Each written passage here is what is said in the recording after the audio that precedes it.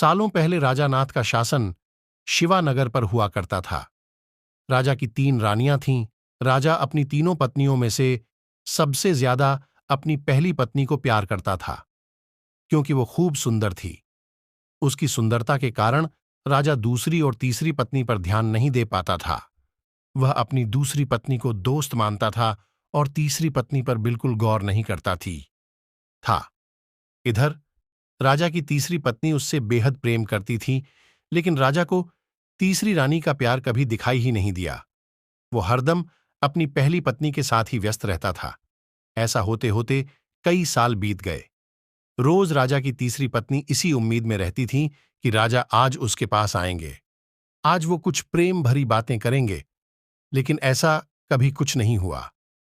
इसी तरह कुछ वर्ष बीत गए। एक दिन राजा नाथ अचानक से गंभीर बीमार हो गए।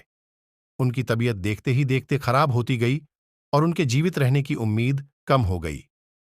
तब राजा ने अपने पहली पत्नी को बुलावा भेजा। राजा की पहली पत्नी राजा के पास आए तो राजा ने उससे पूछा कि मेरे जीवित रहने की संभावना बहुत कम हो गई है और मैं भगवान के पास अकेले जाना नहीं चाहता हूं, क्या तुम मेरे साथ चलोगी? राजा की बातें सुनकर रानी ने उनके साथ जाने से माना कर दिया और कहने लगी कि अभी मेरा जीवन बचा हुआ है और मैं अभी और जीना चाहती हूं, इसी वजह से मैं आपके साथ नहीं जा सकती। ऐसा कहकर पहली रानी राजा के कमरे से बाहर चली गई। तब राजा दूसरी रानी को बुलाने के लिए कहता है।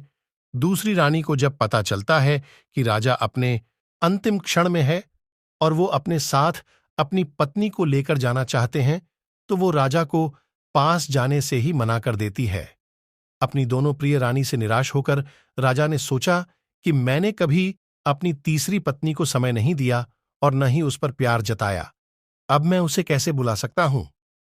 राजा ऐसा सोच ही रहे थे, तभी तीसरी रानी बिना बुलाए राजा के पास पहुंच गई। तीसरी रानी को राजा की इच्छा पता होती है, इसलिए वह सीधे राजा से कहती है, स्वामी, मैं आपके साथ चलने के लिए तैयार हूं। रानी की बात सुनकर राजा को बहुत खुशी हुई। साथ ही उन्हें यह निराशा हुई कि उसने सारी जिंदगी उस रानी से ठीक तरह से प्यार नहीं जताया, लेकिन यही मुझसे सबसे ज्यादा प्रेम करती है। उसी वक्त राजगुरु एक जाने माने वैद्य को लेकर आते हैं, जो राजा की तबीयत को ठीक कर देता है।